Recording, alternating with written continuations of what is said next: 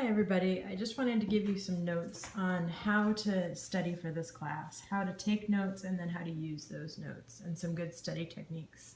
So the first thing I wanted to talk about is how to take notes on the Genome book by Ridley. So what I did was, when I was going through prepping for this class and getting ready to read this for the fifth time, I guess, but looking at it from a class perspective, is I have a separate notebook for it.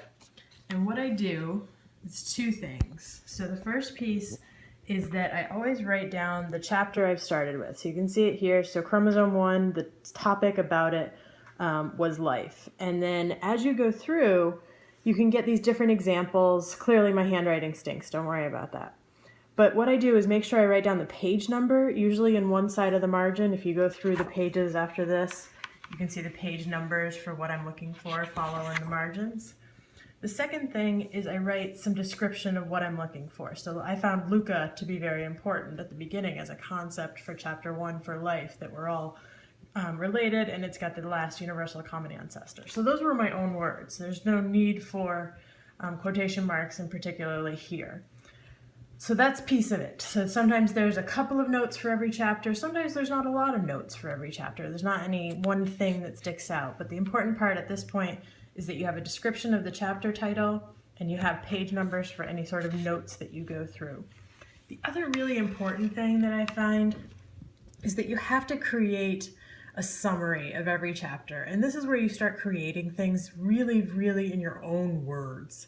So this is where you're not using any version of quotation marks. You're just using your own words to describe something. And the way I think of this is if you were to describe it to your family member or a friend, someone who's smart enough to get it, but someone who doesn't really have a background in it. So this is a way of keeping things for yourself.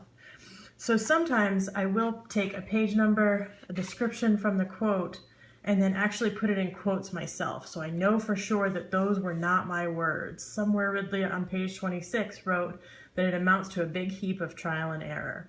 Well, that's not a phrase that necessarily requires a lot of quotation. It was a phrase that really struck me, and so I put it in quotation marks so that even in my notes, I would remember that it's not my words. And then when I go back and use my notes later, I can start to figure out which were my words, because all my notes should be mostly in my own words, and then what's in my quotation marks. So it keeps going through. Sometimes you get a few more pieces, but you always want to make sure you end every single chapter with a summary. What was that chapter about? What were the main points for that chapter? So you always want to start with those three pieces. Make sure you have quotation marks around things that aren't your own words. Make sure you have a page number so you can go back and find it later. And then make sure you have a summary of what that chapter or that idea was about. So that's really how I would study for and used Ridley's book on how to do this. The second piece is if you're going to start studying from the textbook, especially for quizzes. So on Blackboard you have these learning objectives. So I printed this out from week 2. This was the fundamentals of molecular biology that part of quiz number 1 was on. So at the bottom you've got learning objectives for this topic, and then you've got actual questions. And you'll notice that some of the questions reappeared on the quizzes, and that's going to keep happening. Not all of them, clearly, but a lot of them. So this sets up what you really need to focus on for any given chapter or any given set of ideas. So if you can go through and answer just those questions, you probably have a strong sense of what that chapter is going to be about. And so then how do I take these questions and use the textbook to get me there? Well, if you tried to just take this is the first way of doing it, so you know you're on week 2, you know what the chapters you're supposed to be looking at are.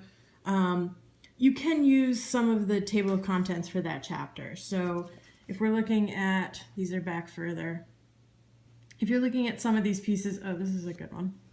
So here's your modular genes, and here's your what are the implications of modular genes? So this was a quick one that you can find it. So if you went to this one, you'd find a background on it. Well, sometimes it takes too long to go through all the chapters. So what you want to do is go all the way to the index at the back. So you've got your vocabulary words, which can be helpful. So look for there if it's just defining something. Start there. but then go all the way to the index at the back. It's not a long index, which is nice. It's not super detailed, so sometimes you won't find things in it you're looking for, but sometimes you will. So if I go to, if we're sticking with our modular genes, and my pages are stuck together, forgive me. So we go through and you can find that there are modular genes and a description of modular genes on right here on page 128 to 130. And so you get a description of it. So what I did was take the question, what is the implication of modular genes? I skipped right to the index, and I know that it's on 128 and 130. And so I'm not reading every single tiny section of chapter 4. I'm reading it with a focus on what the questions I need to answer are.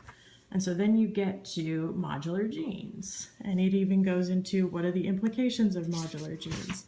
So you should be able to focus your studying, focus your reading by really using the learning objectives and the questions that appear at the bottom of each chapter.